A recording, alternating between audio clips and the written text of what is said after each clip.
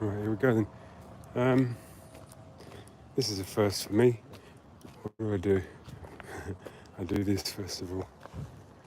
That's Moor Park Station, Main Avenue, North Approach, Moor Park Station. And that's South Approach. It's a patchy old signal here, but this is shouldn't have really got that kind, but anyway. But this is a Metropolitan line from or Baker Street or Aldgate if it's going the full length, up to, depending on which branch you take. The Uxbridge branch doesn't come up here, but the Watford, Amersham and Chesham, Amersham or Chesham train from London. If I'm going to do it, my thought is to get 2 dogs, and another little thought as well is to have a I don't know, but have a, for some reason, have a couple of full pedigrees, which I'm not normally that sort of way inclined. I just,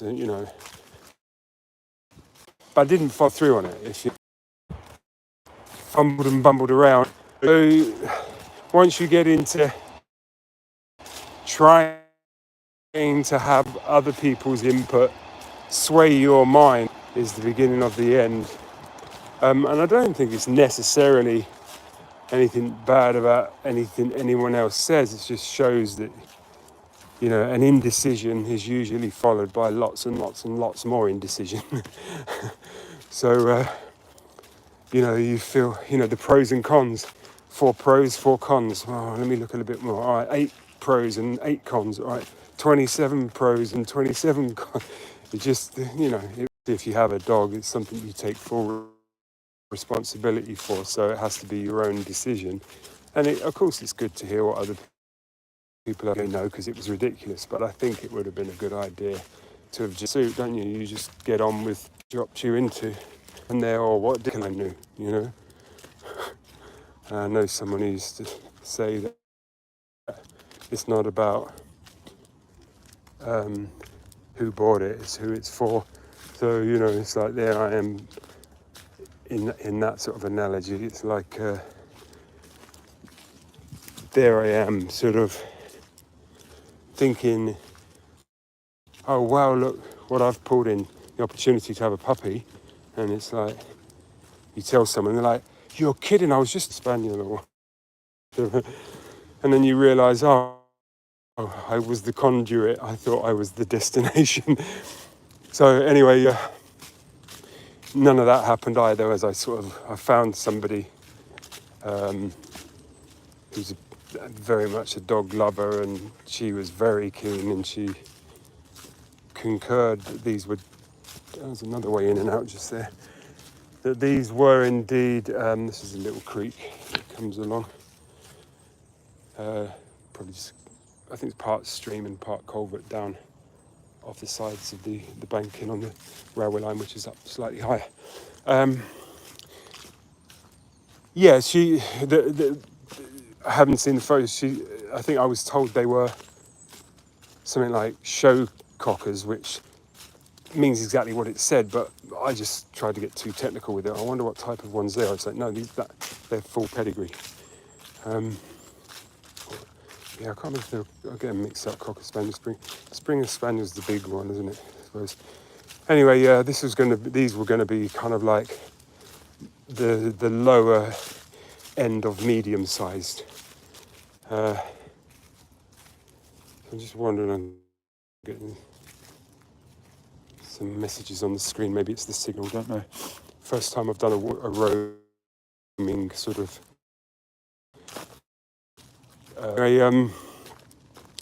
So yeah, that's what they were. And then the girl went, of the 2 pups that were left, or maybe there were 3 left or something, and the girl went and there were 2 boys left, something like that. And I don't know how I certainly wouldn't have been able to get them both for my car, and even getting one of them would probably, I would have probably been the one getting the slightly better deal.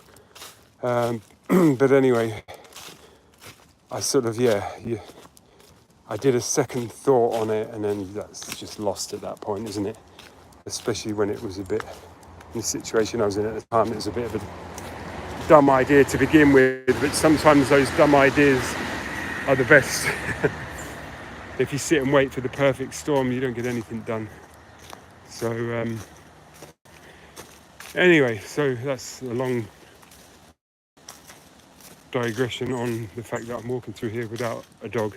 The other little thing on it was the fact that after a little while I realised actually I want 2.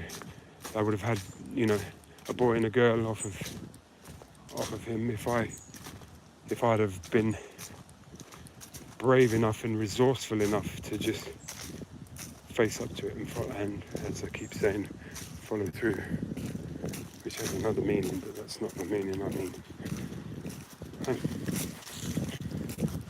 So yeah, anyway, so this is what, as I say, what I think we call the spinny. Have I just been spat out of here sooner than I would? No, I haven't.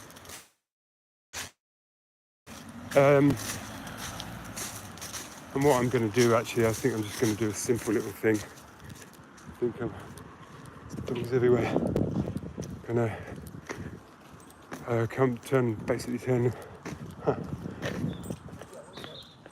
turn around and go back the other way. That house there, during my slightly more affluent days, when I was married, I did go and have a look at that, actually. What I didn't like about it was that. Yeah, running right across the top of it. So you can go back in there, just down here, which is pretty much just the same, and it's not quite as long, but it takes you further along South Approach until it meets up with Wolsey Road, which is one of the exits off of here into Northwood, and here comes another train to do that. But that's pretty much the same as what I've just done. There you go, Metline. But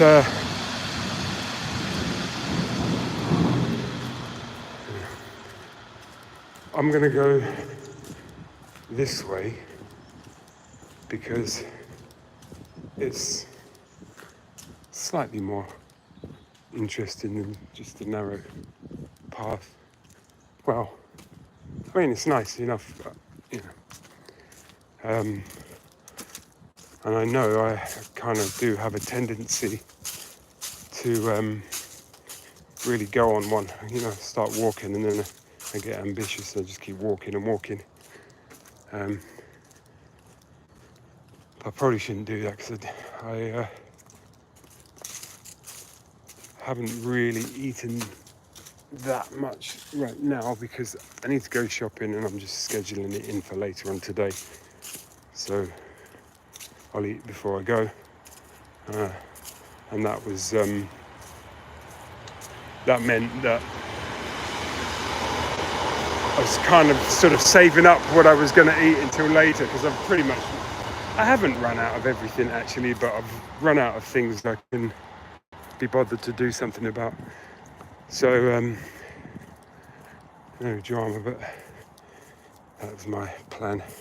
So if I go off for a walk now, there'll be other things I don't end up getting done, and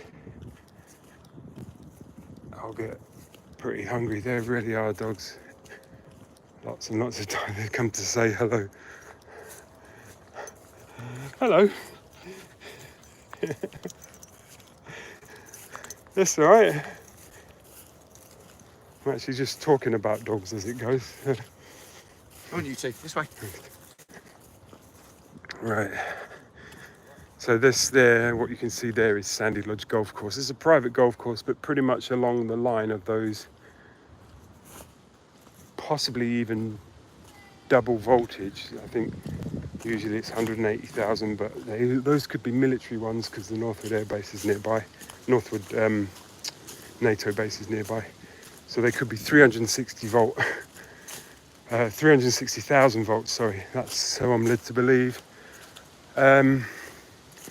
Yeah, and so you kind of, for a little while, you do find yourself walking underneath those, and then it cuts diagonally across into the sort of where I'm pointing now, really, but out the back and off to the left.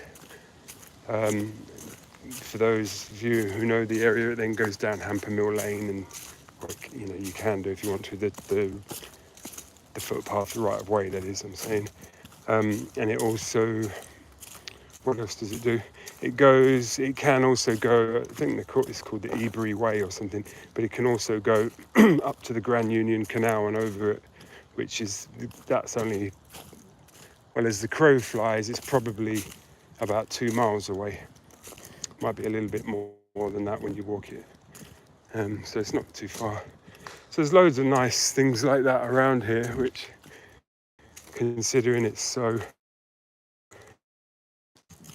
it's a long way outside of central London. It's still just about half the properties around here are classed as Greater London, and half of them are, which most of us are still in the habit of calling Middlesex, that part of Greater London, northwest.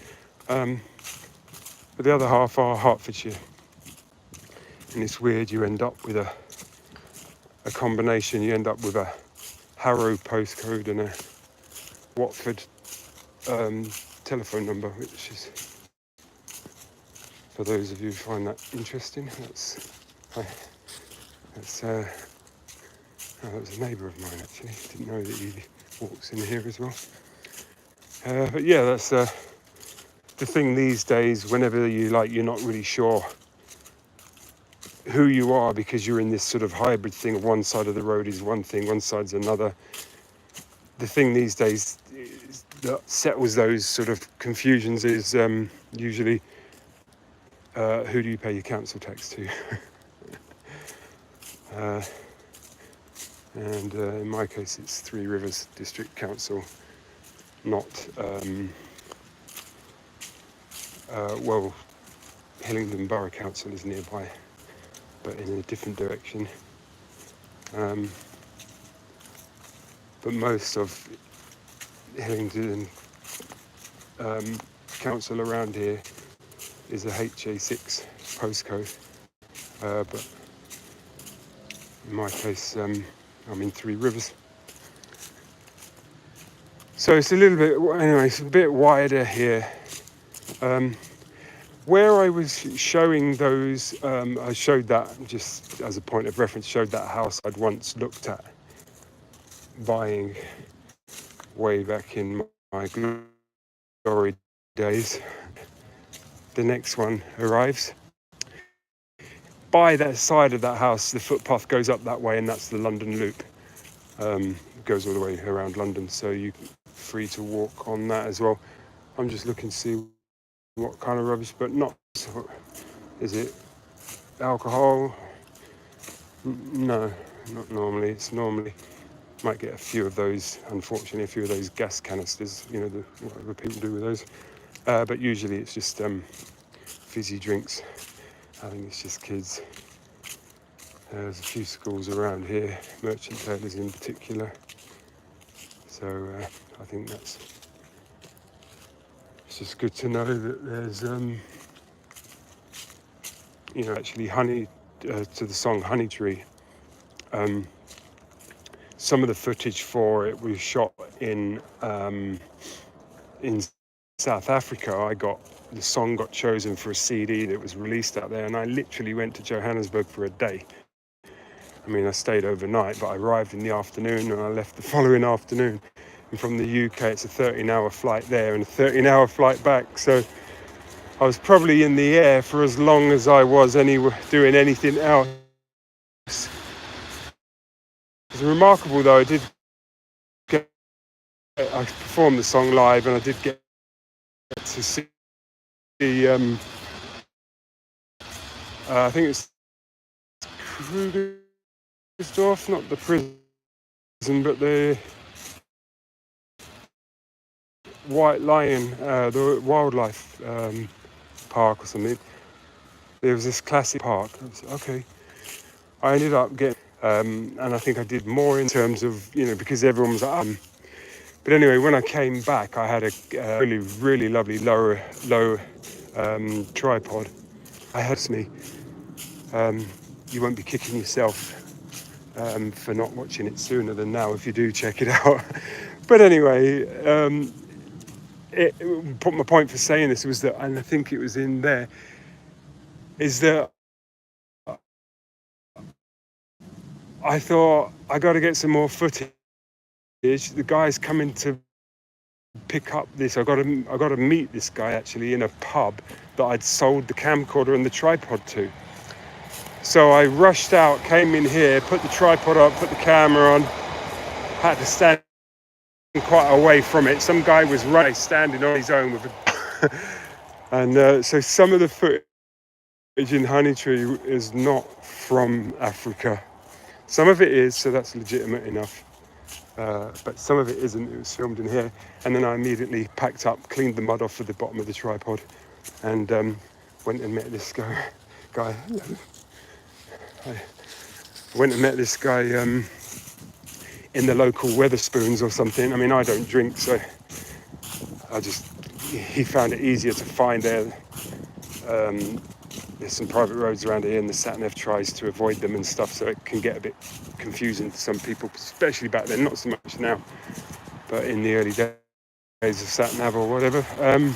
So anyway, I met him in the pub. He paid me in cash. He had a beer. It was like one Wednesday afternoon or something. He had a beer. I had a cappuccino, and we did the deal on this camcorder. And he's sort of looking at it, and it just must have looked so random. And then I go to his we're done and we've finished drinking and like shaking hands. Nice one, thanks for buying and all the rest of it. Go back out to his car. He opens the boot of his car, and his car's pretty covered in dust, really. Opens the boot of his car, and it was also covered in dust. And there was this thing, and I said to him, "What's that?"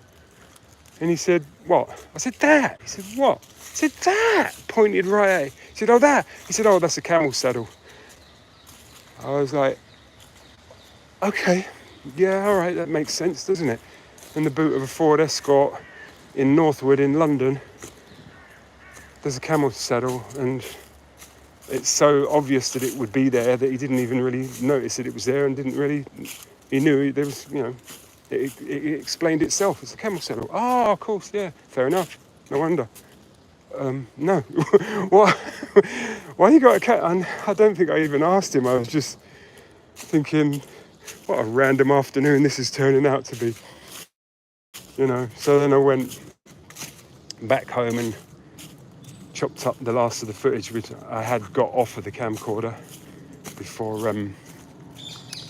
selling it, and yeah, there you go. The rest isn't history. So I do regret only doing this little lap now, but I've done the right thing, because this is, as I say, this is exactly what I'm like. I just get carried away, and next thing you know, it's an hour and a half, 2 hours later, and I'm still disappointed to be going back home, sort of thing. What I will do is the signal will go if I go in this tunnel, but this is the back of the station now, the sort of rear exit. So you go down those steps and do a left, and it's like an underpass sort of tunnel, and you go past the route back up the stairs to the platform, but you're barriered off from that, so you have to go almost out of the station and do a U-turn, and then go through the ticket machines and come back where you've just come from, but the other side of the barrier, and then you can go up the steps. And up there goes up to the golf course and the petrol station on Sandy Lodge Lane, if anybody's familiar with the area. But what I'm going to do actually is just see what I mean. Here it goes. I'm starting already. My little excuse is that I didn't go under there because it would have dropped the connection, because the signal does go when you go underneath the station. So I've carried on going down this way, which isn't covered in, it's properly tarmacked, which isn't so cool actually as far as I'm concerned. But yeah, it's fair enough that it's done, but I prefer to be walking on not really mud, but just whatever, just trodden in pathways rather than tarmac.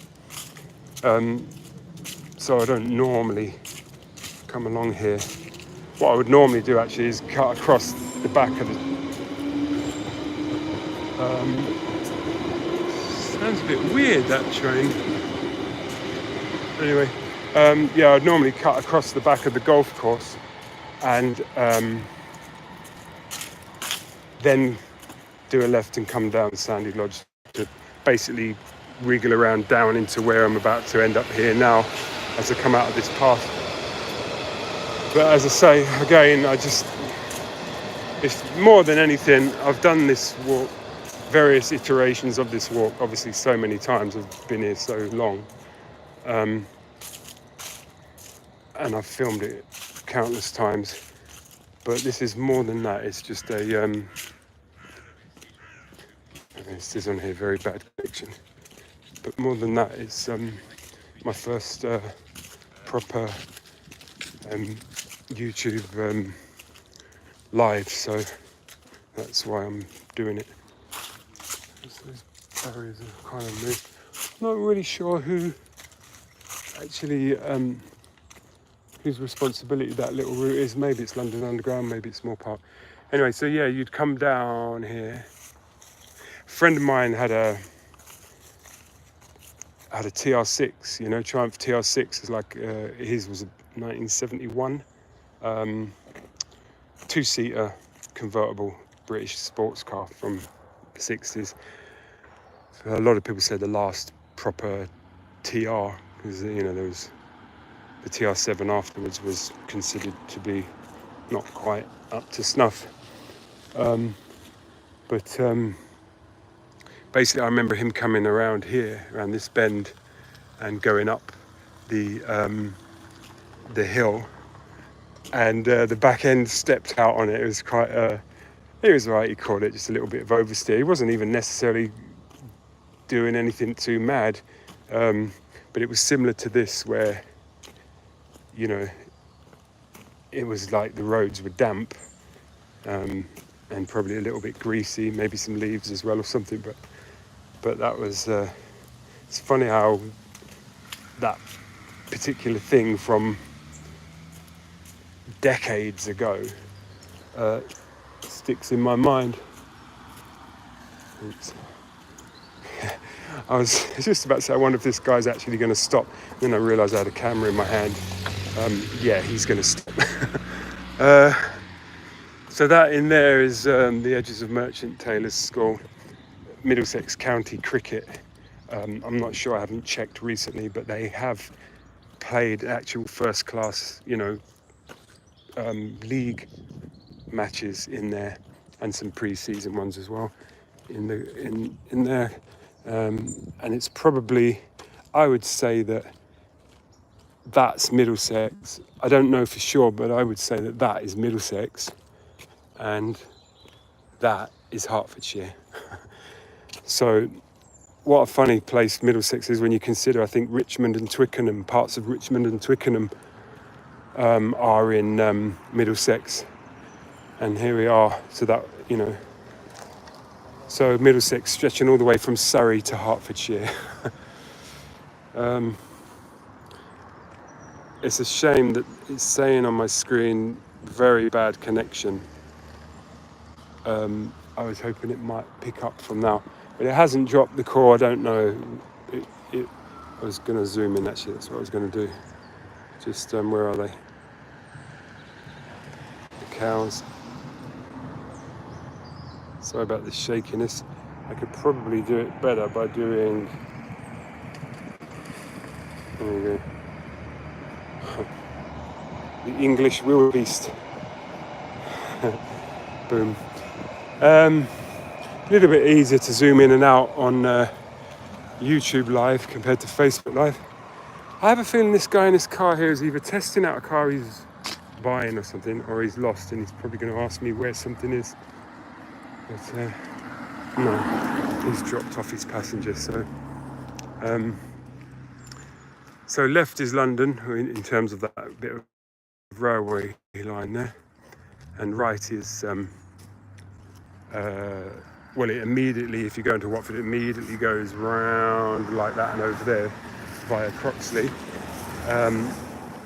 and it goes over there and sort of, yeah, over that way up to Rickmansworth, Chorleywood, Chalfont, Latimer, all that sort of stuff up to Chesham and Amersham. But one thing I'll just say, I'm not going to get into that here, and the signal, as I say, is obviously bad, but this here, don't you think that's quite a wide bridge for such a small road? More on that later. But these bridges are expensive. How much more money do you think it's cost to make this bridge 2.5 times wider than it, strictly speaking, needed to be? I mean, when I came out of that footpath, just a second.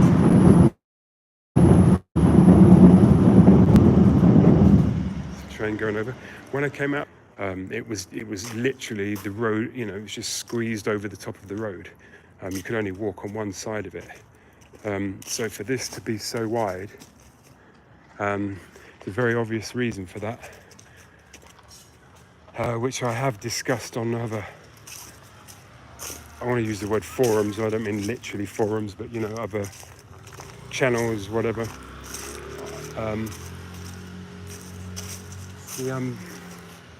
We're back into a decent signal again now, and that down there, you can you see the red van? That's where we started. So this is North Approach. This now is Sandy Lodge Road. That was Lane, and there's Askew Road in between, the little dogleg bit, the wriggly bit. So that goes out, there's a gatehouse up that way. You know, what is it about me? I'm doing it again.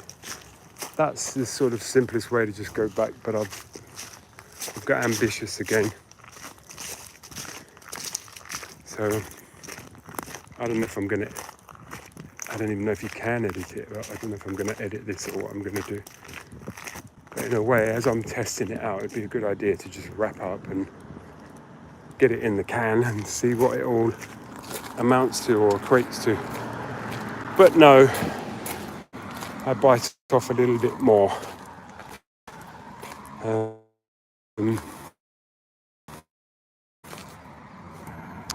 But as you can see, if you don't know, it is a nice area. It is so much different. I mean, I could restrict in some way its exposure, if you like, to the World Wide Web. But I'm probably not going to do that. That's the point of doing this. But when I do a Facebook Live, it's friends or friends of friends. You know, it's a filtered audience. So, yeah, I can feel myself absorbing this. That's now called Merchant Taylor Square. It even says they're formerly Northwood Prep. Before it was Northwood Prep, I think it was called Terry's. Again, is it halcyon days? The bigger, better, faster, stronger period. You know, the more successful moment in my past. My son went there for a little while, which was quite good because it's only a little walk. But he's a little bit too old for school now. Anyhow, so one of the other things, oh no, what am I going to do? We'll see. But one of the other things you can do here, what would happen to the camera if I'm walking into the sun? Not sure.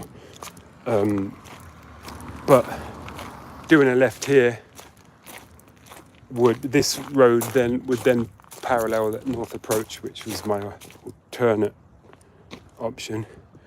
Or I can carry on down here. Just as the road bends round to the right into Pembroke Road, there's a entrance, not a lot of people know about it actually. There's a little gate that's sort of a bit overgrown, and you can open that and walk through a sort of fairly overgrown footpath and go along the golf course.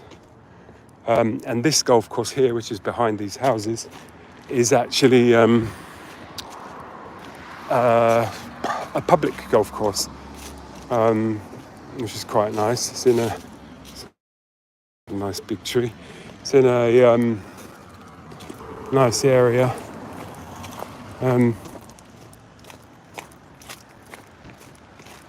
And yeah, it's actually quite a nice golf course, and I think that is what I'm going to do. So this turned out to be a long one after all, didn't it? So basically, I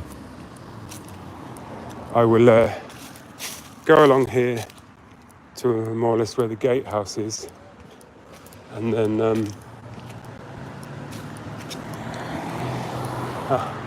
thought it was. It's funny. That was someone that I know just coming past in their car, and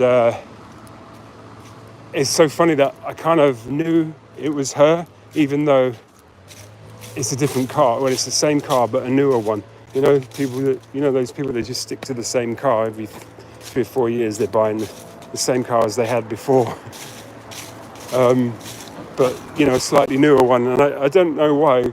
I just thought, I wonder. I'm not going to say her name here, but I wonder if that's her. And it was. And I haven't seen her for ages actually. But I found that quite amusing for myself. So yeah, the gatehouse down here is that's where I'll go to, and you can go out that way just by going straight on if you're on a little footpath. And the golf course actually still carries on beyond that. But I'm not going to do that. I'm going to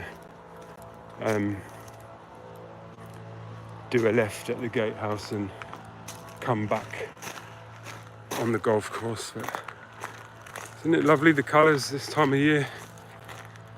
If you just joined, this is Moor Park. It's a very lovely area actually. Some nice properties, and yeah, just a decent area. It has its little games, but again, I won't get into that here and now. But yeah, it's a nice place to live. And especially, like I say, this time of year, it's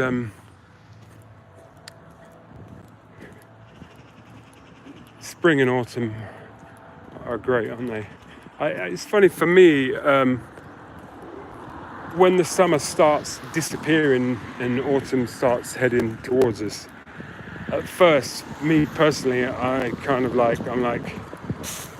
not really that happy about that, even though I'm not a person for the heat. I don't think of myself as a dog, really. It's like I need to have my head out the window. Yeah, breathing. But even still, there is that sort of element of sadness or disappointment or whatever. For those of you old enough, it's a bit like, I think it's captured in a way in The Boys of Summer. I can't even think of his name right now. Don, whatever. not Johnson, from the Eagles, Don Henley. But that song sort of captures it, doesn't it? You know, where it's like, oh, you know, the beaches aren't so crowded now, and you realise that you've had a really good time, but it's probably over. And so you go into that interim period that's right in between the summer, which has gone, you just haven't realised it yet, and the autumn, which is here, but you just haven't realised it yet. It's noisy.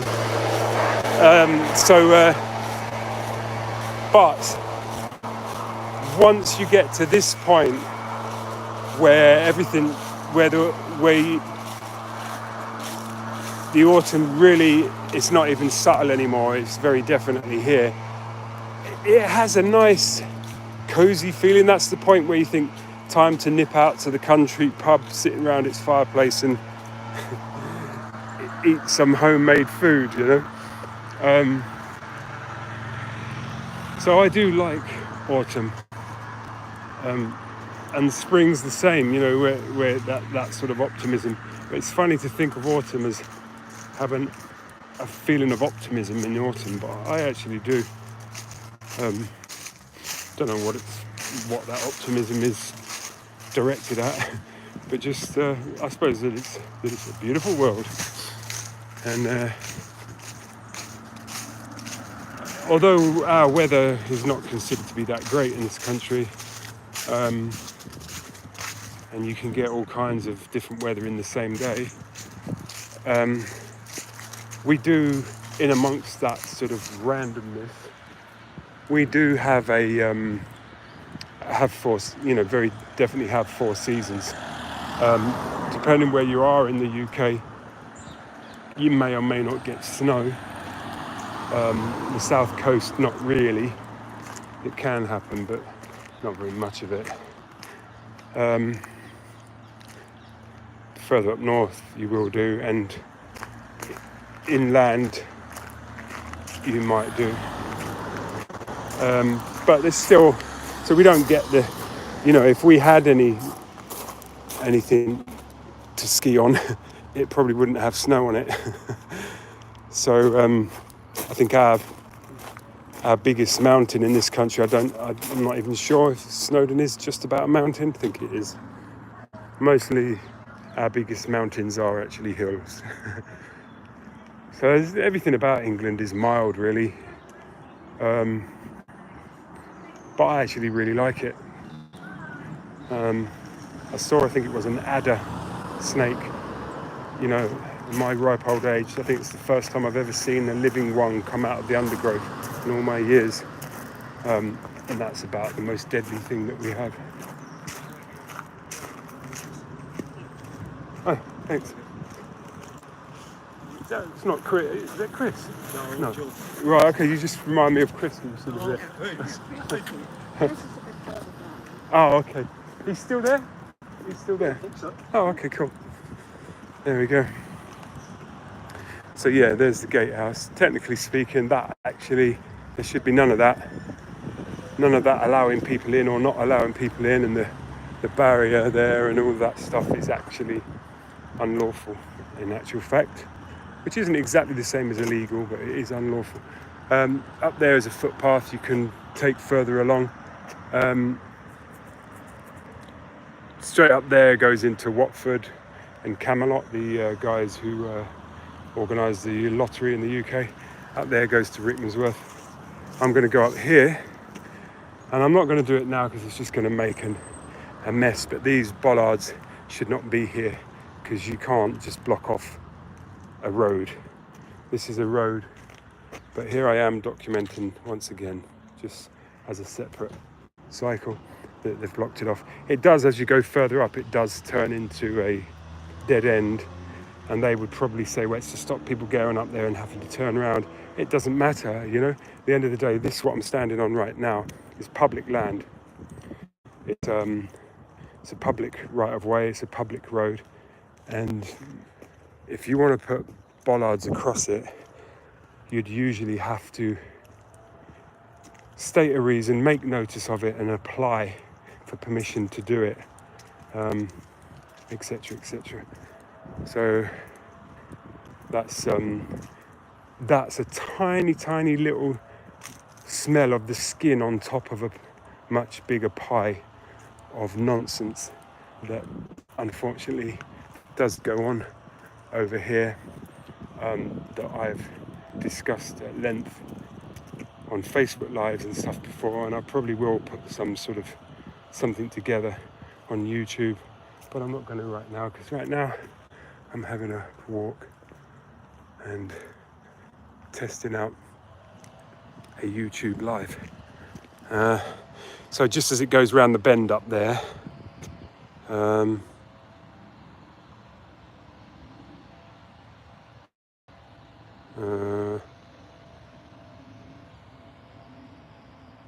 yeah, it's blocked off. Once it gets blocked off, like behind those trees, I say it's blocked off, there's a barrier. If you've got the key, I don't think it's a number, I think it's a key. If you've got a key to it, you can swing it open and go up there, but it then becomes private land for some reason. And behind those trees is Moor Park golf course, although there are, I think, 2 or maybe 3 golf courses. But anyhow, I sort of wish I did move those bollards out of the way now, but I just didn't want to get into a thing. I noticed that one of the security guys was kind of checking me out. I mean, it's so ridiculous. I found out the other day that they're not, I mean, I live here, you know, they're not actually, they're not insured to engage. Don't know what the deal is in other countries. And although in this country you can make a citizen's arrest, these guys are not insured to engage. So if they see something untoward, their job is to report it.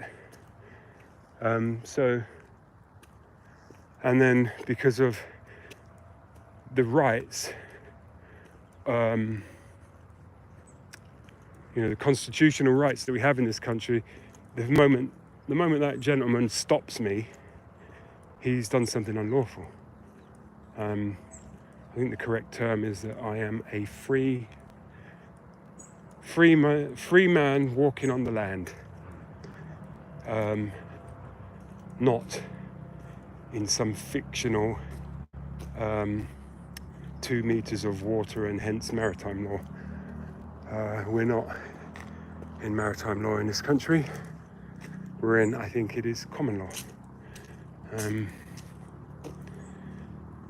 So yeah, the roads over here in Moor Park are, I think, legally defined as roads to which the public has significant access. So even if some of them are private, it doesn't mean anything, because you have the right to walk and or drive over any and all of them. I think one of our legal bods once said just about the only thing you can't do, only reason you can't come here is to commit a crime. And possibly some parts of your journey would still be okay.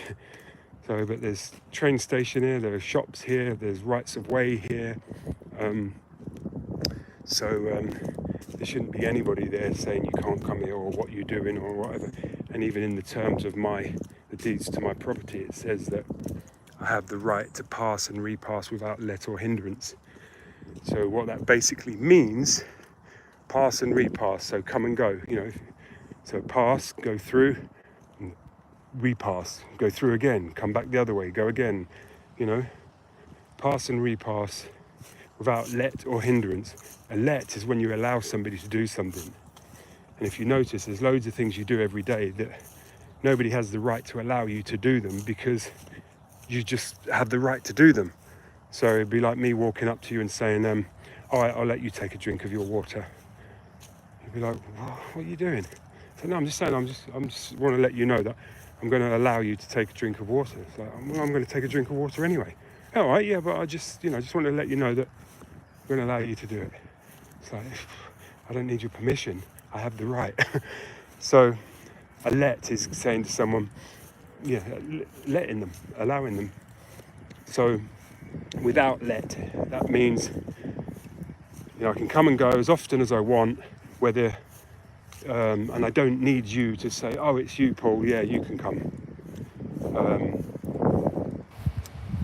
And hindrance is anything that slows me down. So if you put a bollard up, if you put a barrier up, if you stop me, if you look at me in a funny way that causes me, that hinders me, you basically, you don't have to be rude about it, but effectively it's basically get out of my way. Don't slow me down. I mean, obviously if a guy's going over a speed bump or something, he's slowing you down, but he's not really slowing you down. You're being slowed down by his necessary actions, you know what I mean? What you witnessed there with those guys were unnecessary actions. They don't have the right to do that. They keep doing it. Every time we educate the security forces on here, they get replaced by another bunch. So anyway, it's all very silly, but I suspect there's a deeper reason for it than it seems, because the local authority gets very involved in all kinds of favours and things they shouldn't be doing towards things that go on over here. So yeah, there's more to it than meets the eye, but from my point of view, I just want to make sure that I always have somewhere, I always have the right, to come and go whenever I want, for whatever reason, including no reason. And that I always have somewhere I can put my car. And it's good, it's nice, to have some security, but they should be seamless. They should be assisting. If they're going to be here, they're assisting, not enforcing. What are they enforcing? There's nothing they can enforce. You have the right of access. So what are they doing? So it's very innocuous to the uninitiated. You look at it, and even now I can imagine people saying, "Oh, shut up about it. You're so anal. Just why, what you. But that's why, I've slid into it now a little bit, but that's why I wasn't going to get into it on this live, because there's quite a huge amount of, I don't know, backstory and just everything. Front story, left, right, up and down story on all of this. It's lovely, isn't it? So these are the houses. This is the other side of the houses that I was walking along. And the golf course goes over that way into the distance. And that's the start of the course there. And it goes along here, and then it does a right and goes up that way. It's like, I do feel a bit like a NIMBY, not in my backyard, sort of almost like that sort of train spotter. You can't do that. When I swing the lantern on this one, but it's one of those things that after an hour of explanation, most people are like, and obviously jumping ahead here, who's got an hour for an explanation on something that's just a side quip, but most people are, well, you get two things that happen. They're pretty shocked and usually feel pretty powerless to do anything about it. But for instance, we've taken Hertfordshire County Council to court and won on some of the nonsense that they've pulled, and they're not as bad on that sort of thing as Three Rivers. What we've found is Herts County Council will eventually do what they should be doing. You really have to corner them into, put them into a corner to get them to do it, but they'll do it. Three Rivers are just they're the smaller organisation, but they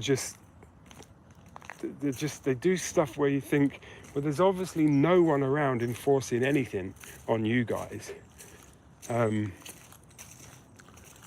So it's remarkable, and most people have a couple of little, you know, they come along with the Boy Scout, actually think, oh, they can make the difference, and a couple of ridiculous situations later they sort of skulk off and think, oh, this is just ridiculous. So, yeah, it is. But there's always a small minority who continue to, you know, try and bring some sort of justice into the situation. And it's a shame to even have to, because it's a lovely area, nice place to live. But there's some, not just, it's more than just middle class snobbery, there's something deeper than that. Anyway, down through there is the way out that I was mentioning earlier, to the little gate. I'm not going to do it. It looks like I'm doing it, but I'm not. I'm going to just prove my point that once I get going, I do tend to wander on. I ramble on verbally and I ramble on physically. But yeah, just 30 seconds walk along that there, and you come out to a gate with a road. You can get off that way, but as it's a bit too late for anyone to get to start a round of golf now, you might find one or two people coming back the other way, but generally speaking, I don't think there's going to be any golfists around, as Clarkson would call them. So I have the right to be here anyway, but you know, I don't like really to disturb somebody's game. You know, walking across a football pitch in a park or something when people are playing a game of football, it's a little bit rude, isn't it? Of course you're allowed to do it, but it's not very considerate. Although you could say, well, it's not very considerate to put a football pitch right across where I walk my dog. Two sides and all that. But I'll still walk here, but you know, you look out for which way the play is, so you don't want to get hit by a ball. And also just a bit of courtesy to let the goal, you know, depending on which way they're heading and which way you're heading, let them play through, or you just sort of nip across before they take their shots or something. It's just a little bit of civility, it doesn't cost much, greases the cogs of humanity. I don't play golf. I've played golf a little bit, but on a very sort of dilettante level. I used to go and walk around. I'd say I'd carry his clubs, but I don't think I ever did. But a friend of mine I used to work for years ago, so I used to go, and there was one particular hole which, for anyone that knows golf, it's probably the easiest hole. It's a very short, tiny little par 3, and you pretty much, well, it's a bit too far to just chip up onto the green, but that's what it feels like. You imagine where those trees are, it's like a little mound up there, and you just smack, you know, you're not going to use a driver, just smack up onto the green, and if you're any good, you might even tap it in for a birdie. But that was a hole I used to look at that and think, you know what, I feel like I can manage that one. So if he was on his own and we had the time or whatever, and not if he was playing with a few others, or there were people behind us or whatever, but I would have a little chip up onto that green and not putt it in, try and putt it and try again and try one more time and either do it or just think, yeah, okay, whatever, I've had my little go now. And then on the little par 9s, there's one down here, a little miniature, not really miniature golf, it's a bit bigger than that, but it's a 9-hole, what do they call it, a par 3 sort of course. It's actually quite nice. Went over there with my son once, and he was actually he was young, he was about 10 at the time, I think, and he was beating me. And he got into one of those things where as he was coming the last few holes, it must have got in his head, you know, he choked. And of course, a couple of bad shots later, he started to get really annoyed and fed up, and a whole bunch more bad shots therefore followed. And it was funny, to be honest with you. My sense of humour, particularly with kids, is actually quite kind. I'm not even if I'm just having a laugh. If the kid's not enjoying it, I'm not going to rub it in. So very unlike me, to see him get it. But it was so textbook what had happened and his response to it, that I was just like, this is like, this is what you put into it. It's like Happy Gilmore. It was probably like a Happy Gilmore moment. Anyway, I remember taking him to a driving range once, and he was about to smack this ball, and I walked up to him and said, no, hold on, hold it like that. But as I walked up to him to say that, he swung back and he caught me full on in the face with the club. So I think we were 50-50. I survived it, and I didn't actually lash out. That sort of shock where you're like, you bunch of things, I shouldn't call you. But I didn't actually. We both found it funny, especially once I realised that I was amazed, because it was a proper smack in the face. I was amazed that it hadn't done any sort of damage and that it didn't hurt. But it was, I thought, how the hell did that not hurt? But I'm just glad it didn't, because I ain't got time for that. Anyway, so those are, my few little piddle around with a golf bat and a ball. So, yeah. I mentioned that I went to Johannesburg years ago to perform Honey Tree Live. And when I went back there, maybe it's a year later or something, I can't really remember, probably was, or 6 months later or something. I was there for 7 weeks in the end. And I remember, because there of course are plenty of places that are higher up than Joburg, but Joburg is high enough.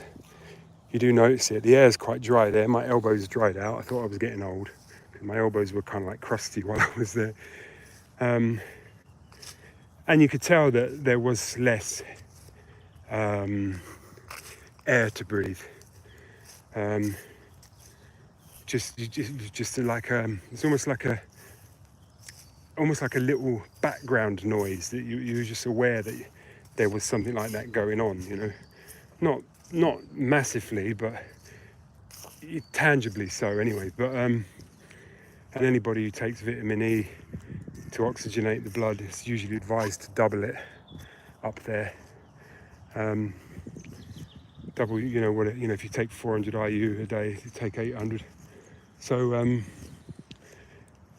and to be honest with you, again, I don't really want to get into that too much, but Joburg, now possibly worse, but where I was in a reasonably, comparatively, fairly safe area, but it wasn't really. There are these guys that look like little Gurkhas on the corners of most of the streets. They were kind of like security guards, and that's a different type of thing to the ones we just saw here. And they used to have this like a truncheon, like this sort of like half the length, but a little bit thicker than a baseball bat, but it was made out of paper or wood or something. Anyway, they were fierce looking mothers. They looked like they look ready for duty, put it that way. But they were quite friendly if you were meant to be there. And I was glad to befriend them. I played a song to one of them once.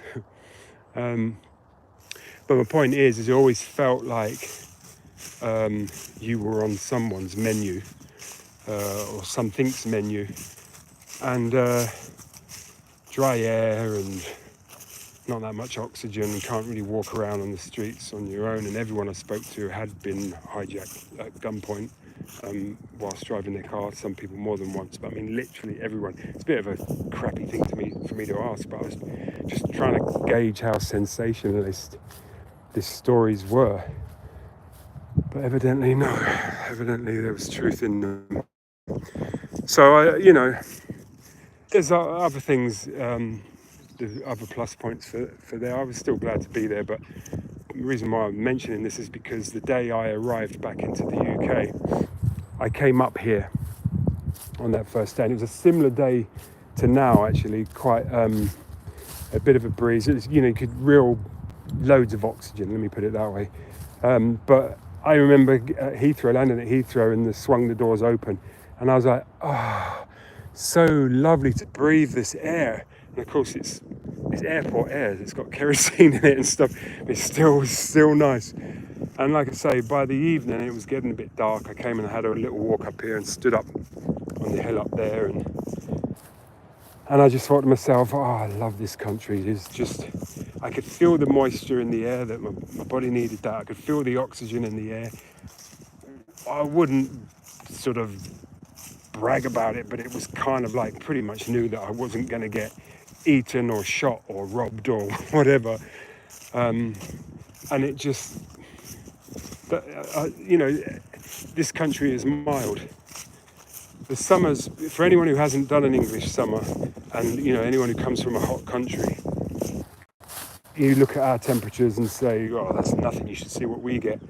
But you know, there is a certain type of humidity that makes it a bit of a pain in the backside when we get into the 80s, which is what, the mid-late 20s degrees. But we did have 104. It was the highest ever in this country. That was in the summer here, and I'd been in the coast for, you know, most of the last few summers, where it was a few degrees cooler and there was a breeze and some moisture, just what you wanted. But and you could go and have a dip. But this was like absolutely dead still, hot, humid. I remember coming out of a supermarket at about 10 o'clock at night, and it was not quite dark, but it was getting there. And it was like, obviously the supermarket was air conditioned. It came out, and I was literally that feeling you get when any Englishman would say when you're on holiday. It's like being in Spain or something, you know, to come out of a building and you've got this beautiful, warm, balmy evening. Remarkable. But as I say, we might get a few bits of -2, -3, something like that. There's always the odd night somewhere in the country that was -7 or something. It's like, oh my God, that's terrible. That's, you know, there won't be too many of those in a winter. Bit of snow, ice, frost, but just nothing really extreme, and no koala bears, no. We have adders. I don't think they're deadly, but as I say, I saw one the other week. I was going to say swam right past me, you know, it kind of was that. It went from one bunch of clump of undergrowth across a tarmac path into another bunch. I mean, I think he was as surprised to see me he would have seen me as I was to see him, but he was green and white triangles, and I wasn't going to stand in his way, and I'm glad I wasn't where he wanted to go, because he might have reacted in a way that wasn't compatible with my plans for the day. But that's, you know, some bees, they're not going to bother you. Some wasps, they might. Little gnat things that bite you. You get bitten all summer by who knows what. But you're probably not going to get malaria, etc., etc. So, and realising in some hot countries, you know, you don't get this lushness. You know, the reason why when I look here that everything's so green is because of the rain, because of the moisture in the atmosphere. So, and that means that the ground I'm walking on right now, it's also not hard. It's nice and soft. It's almost sodden, the soil. I just love it. I love this country. It's very nice, obviously, to get out of the country every so often, or go somewhere different in the country, but hop on a plane or something and find yourself somewhere else for a little while or something, and then come back. All the better for it. But I just love this country. Everything's on the level that I can deal with. Nothing's too extreme. For the most part, I mean, look at that, isn't that? I think that is beautiful. We're talking. All this is Greater London. Just a bit of green belt.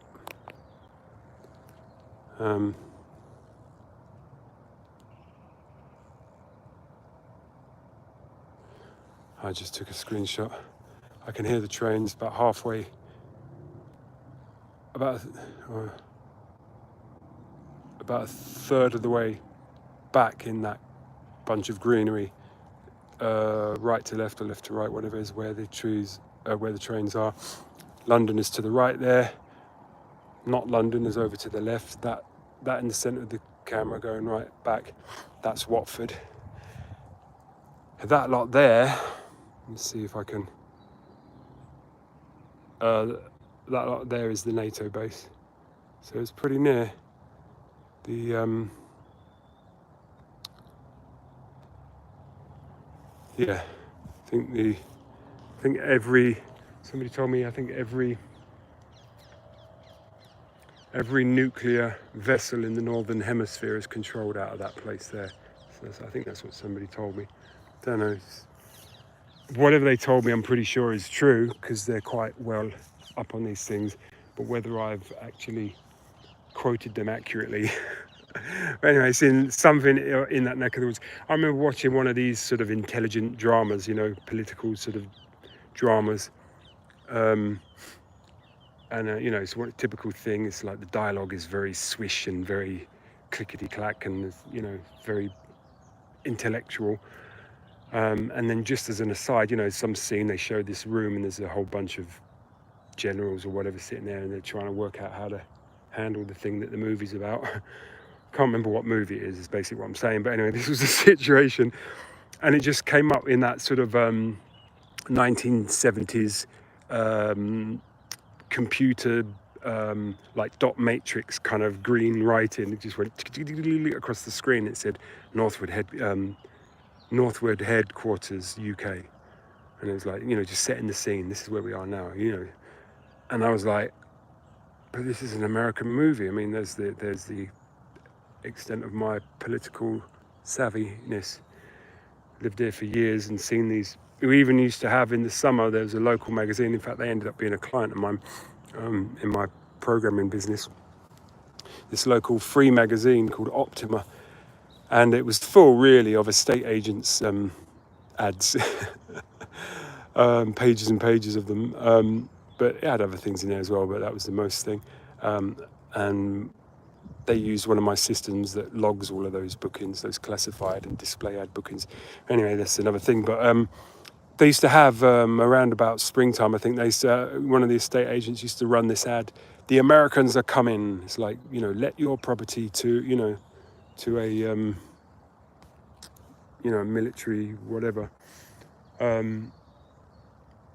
So yeah, but I never knew until fairly recently what it was all about. And of course, right now, with the stuff that's occurring in a certain part of Europe,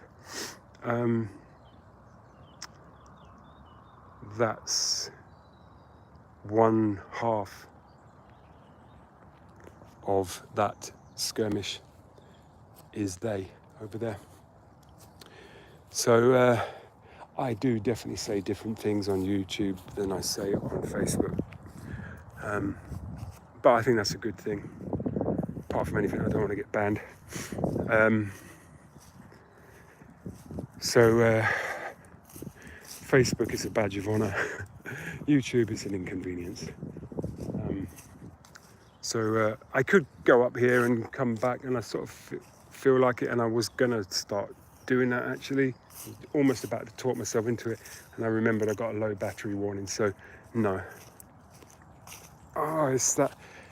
As I'm walking away now, and I don't want to, I want to walk further up there and round and back down. It's not, just over to where those trees are and round and back down. It's no big deal, but it might just be the difference between, I don't know if I'm going to have to save this or if it's saving it for me as I go along. So I don't want the battery to die. And plus I want to do a proper goodbye, rather than just, and I'm gone. But I've got that feeling of, when your mum tells you no. I've literally, no wonder I wonder, because something other than my own self-determinism has told me to just come back now. And I'm like, oh, do I have to? I don't want to. Why do I have to? I want to do that. You never let me do what I want to do. Wow. Those probably wouldn't be the words that I would say, but that is definitely the mechanism that's literally, it's like getting a little slap around the face with some wet lettuce. It's like, there you go. I don't want to go back. I've worked for myself from home for 25 years. or more, a little bit more than that. I am actually quite good at getting it done, getting up, being at my desk, getting it done. And then, if anything, I'm more likely to carry on being up there when I need to stop getting it done and, leave it till tomorrow, sort of thing. But I do tend to, I can wander. And it's so funny, we're all the same, aren't we? You start recalculating your day as you're walking around thinking, I should really go back and do that VAT return, or really go back and make those calls, or file those whatevers, or do whatever. And, you're kind of like, well, I could do it tomorrow. And I'm just going to go, I'll have a quick coffee with, what's his name? Because I haven't seen him for ages and I did want to speak to him. But then, well, maybe I'll send so-and-so an email and tell him, can we talk tomorrow instead? And I'll just give him a quick call. Oh, no, I'm not going to give him a call because I want to drink my coffee. And you do these calculations, you think, and then when you get the breakthrough of like, oh, that's what I'll do. I'll when I go back, I'll sort it out and then I'll send it all in the morning. It's like, I've got the afternoon off. I've just given myself the afternoon off, So one of the perks of working for yourself. But yeah, so it's funny that although I maybe I shouldn't say this, or maybe I should, but that car that just came round the corner, I've seen the person who drives that, and I would like to take a closer look at her. Because just in a fleeting moment of her driving past, think, wow, she looks kind of reasonably attractive, shall we say? Yeah, that's how I identify. That's how I identified her. But yeah, anyway, even though I can wander, again, could go up there and wiggle around some more of the roads or something, but it'll have to be for another day. My battery's going to go. But yeah, even though, as I say, and as you've just seen, if you've watched this whole thing, which pretty much probably nobody has, but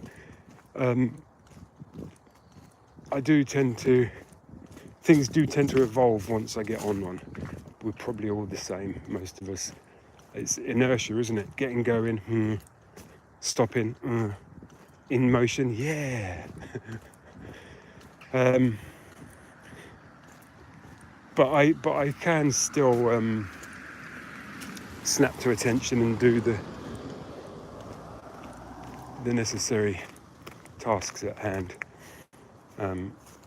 Although I found myself tending not to lately, but that discipline's still in there somewhere. So this now is Upper Main Avenue. It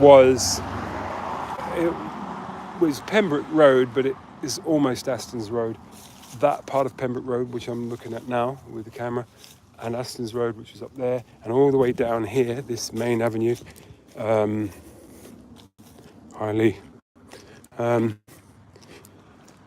is public roads. These are public, they're not just public rights of way, these are public roads. It's the local authority who tarmac them and maintain them and all the rest of it. Once you get down to the shops, apparently that little strip along the shops is down to the station, the last little bit, that's private, but there are public parking restrictions on that bit of road. So it's an unusual one, but there are places like that here and there.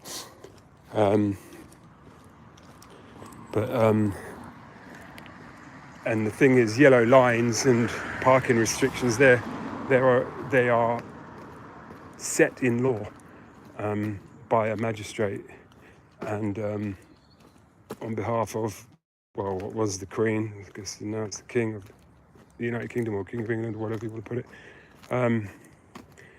So even if you technically own the roads underneath them, once it's there in law, you don't have any right to do anything with those lines. You can't come along and say, oh, I don't want the yellow lines there anymore. It's my land, I'm getting rid of them.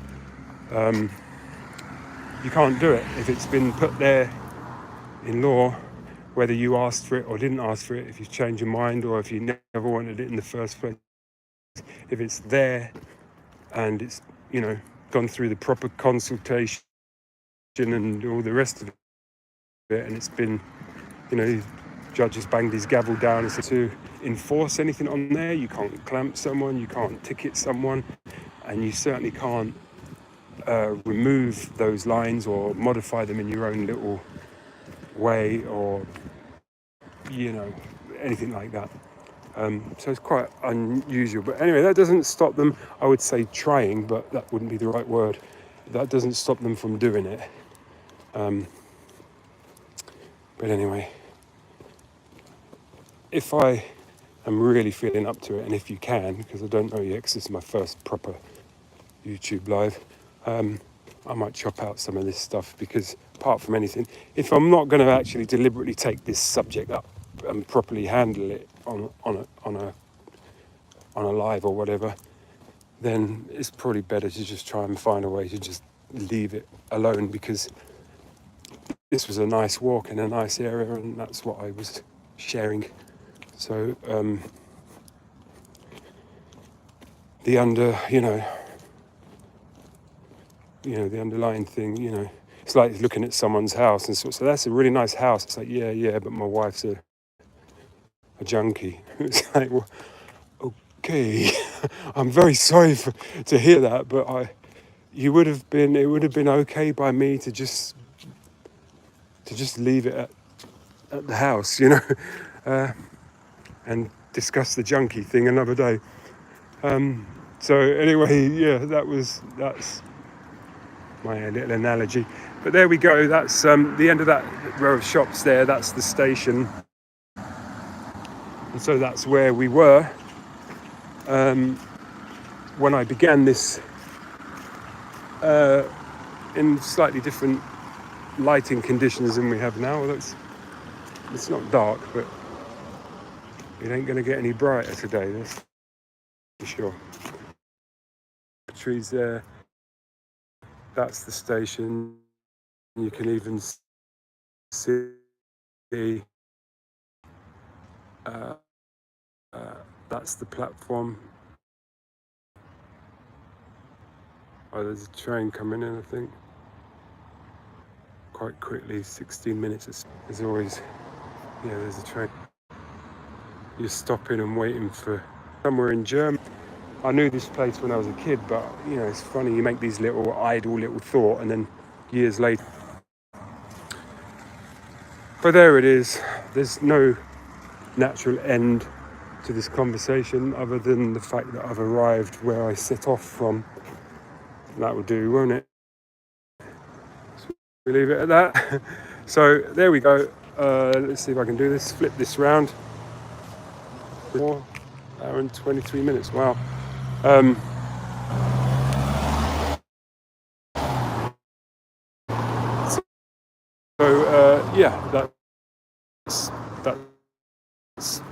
That's me done. I'm just getting out of the way of people as I finish off it. Usual old. The things I'm going to have to do is work out how to stop it. But I think.